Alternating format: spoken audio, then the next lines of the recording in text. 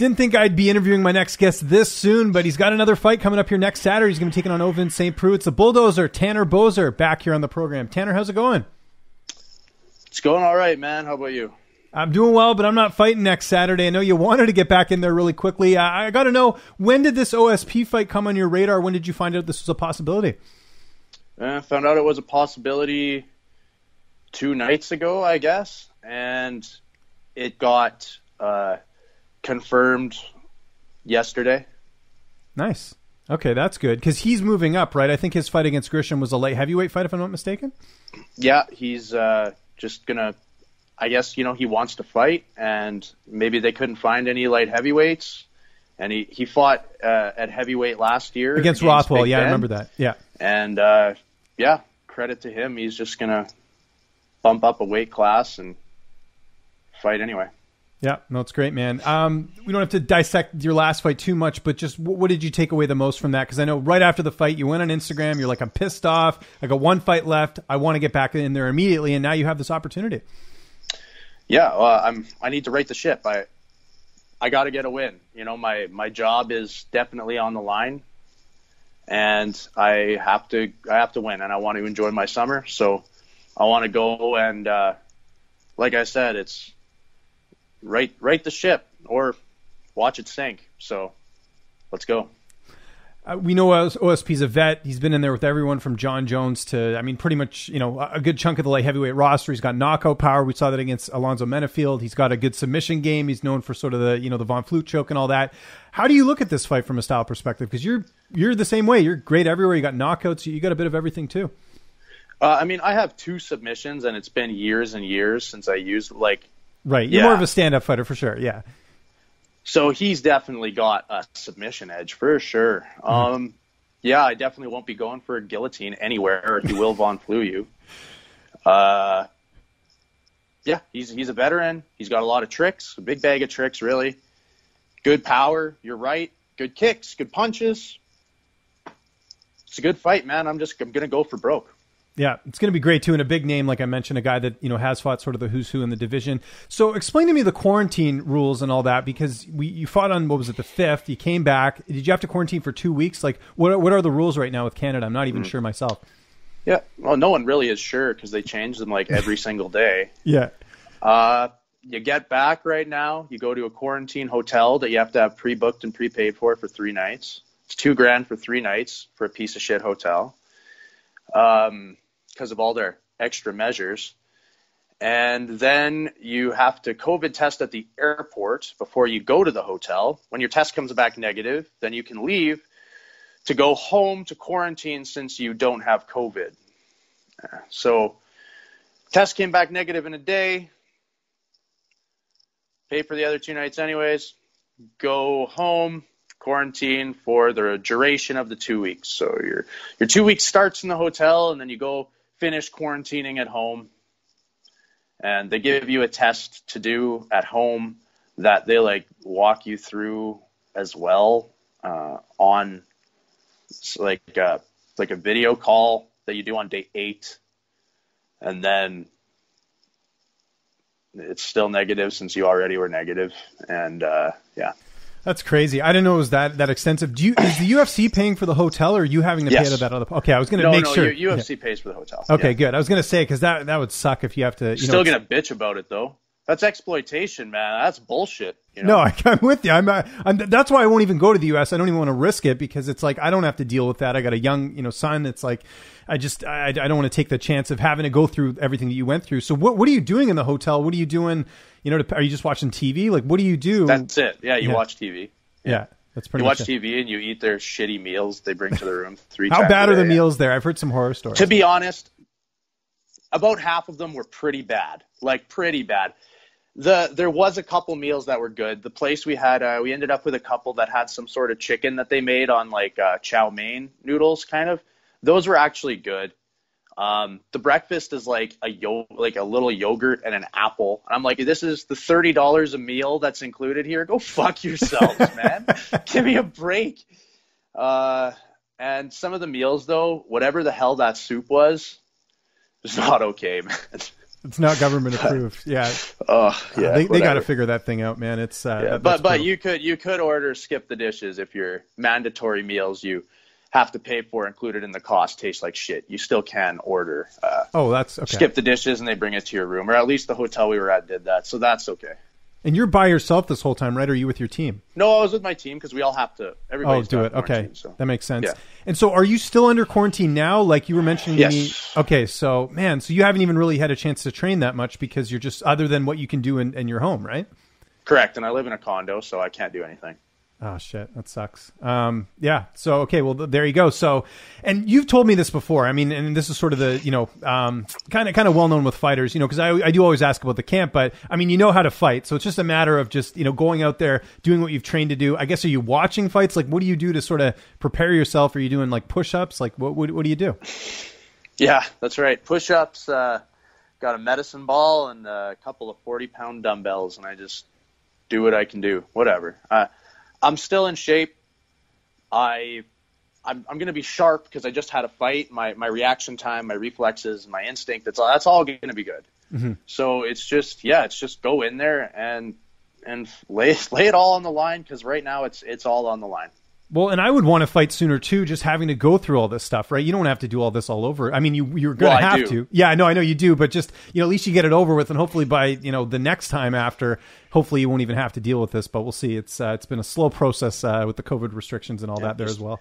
2 more weeks to flatten the curve, buddy. It's what we've been doing for a year and a half. I know, exactly. 2 more weeks to flatten the curve. Now, is the same team going with you for this fight as well? Like, have they, or how's that going to work? No, okay. KB's coming to corner me. Nice. Okay, good.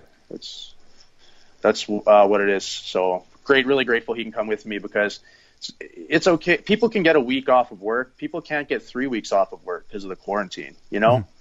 It's such a piece of shit. Yeah, no, I totally understand what you're saying there. I know this is kind of hypothetical here, but you're the only heavyweight fight on the card, I should say, other than the main event. If something was to follow, does that cross your mind at all that maybe they might get one of you guys to go take the main event? I can't see them doing that, because Gon and Volkov, first of all, Gon already beat me, and Volkov is ranked number 3 or 4. Yeah, no, I know it wouldn't be fair to them. I'm just thinking if they needed it. Yeah, it wouldn't be fair to them. Yeah. At all. I would expect I can't see it.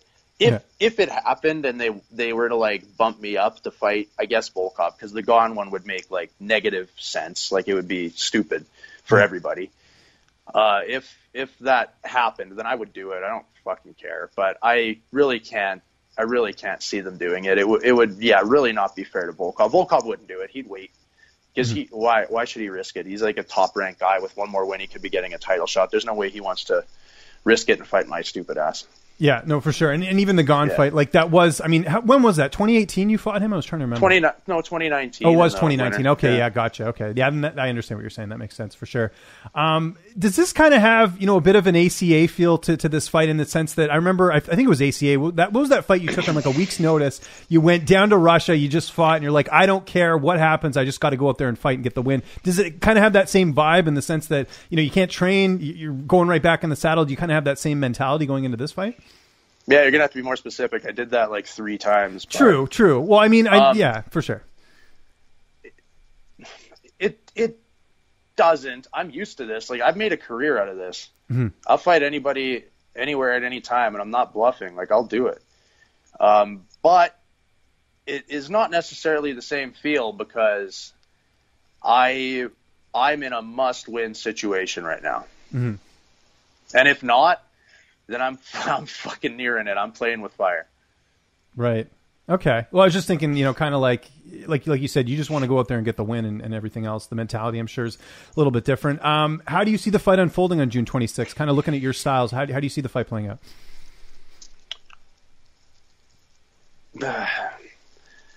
Any number of ways, but I'll tell you what, I'm really going to do everything I can to make sure it doesn't go to the judges, because I cannot trust those stupid-ass Vegas judges. You've talked about it several times in this interview about how you feel like this is it for the UFC.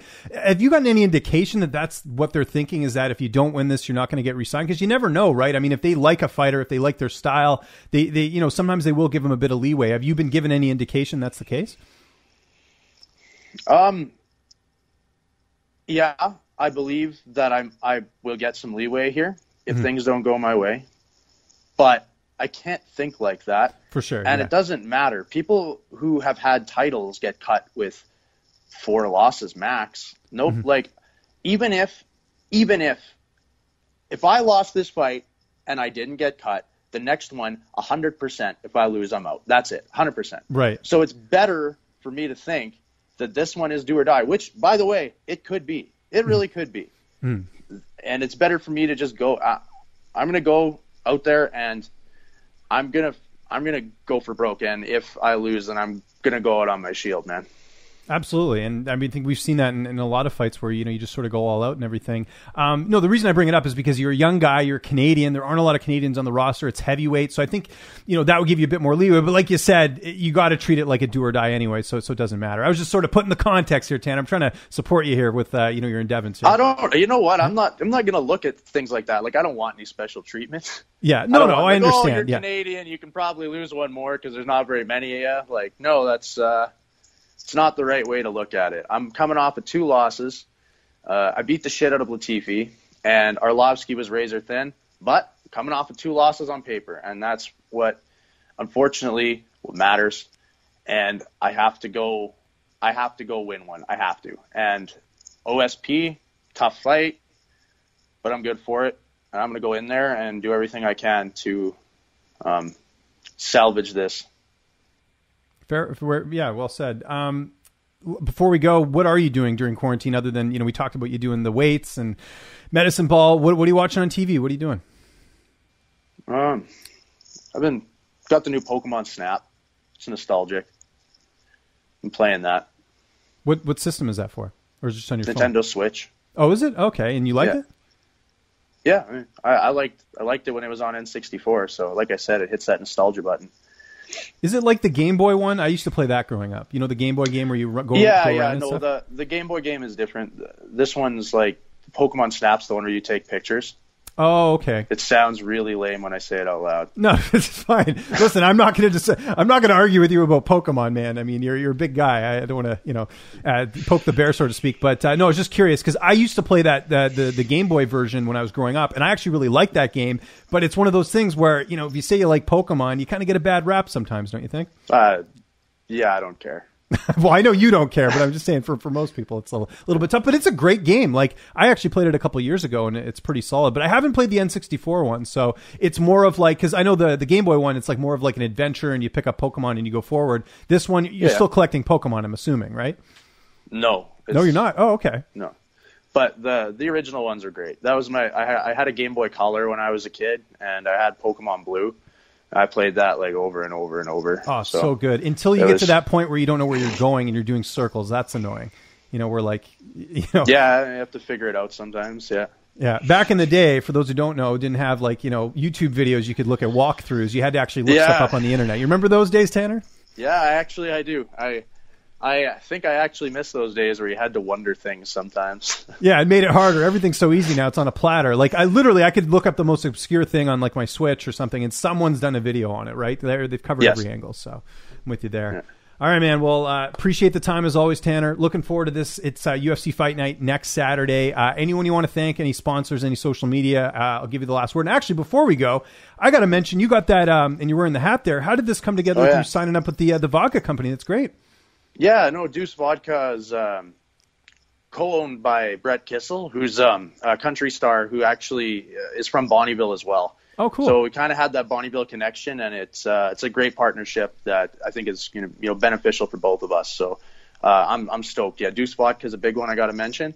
Mm-hmm. Meal Craft, obviously, and PPS, Paul Pedal Services, Premier Built Garages, and Axe Monkeys Edmonton. Those are my sponsors. My coaches are Keijiro Onoda and Jeff Montemurro. Are they going to make a signature Tanner Boser drink? That should Deuce be in the vodka? works. They should do like the bulldozer or something, right? Yeah, I think if they didn't, then somebody else did and posted it because I seen something about it. But if not, yeah, I'll get them to get on it. Okay, and they sell it province-wide? Like I can get it in BC? You can get Deuce Vodka at Sobeys liquor stores and at Wine and Beyond. I don't know if those chains are in BC. I'll tell you what, I'll look it up. I'll see if they got it. I'll go to my local thing here, and I'll get back to you and let you know. Because I would imagine they are. If it's Canadian, I would think they have it, with most places. Because we don't have Sobeys here, because it's a different grocery store. It's whatever. I think Thrifty's is here instead. So, I'm not sure. It's all different. Well, if anybody in Alberta is watching this, which everybody watching this is probably from Alberta, right, exactly. Then grab a bottle of Deuce vodka from Sobeys or Wine and Beyond when you watch my fight, and either celebrate with me or get depressed drunk on my behalf.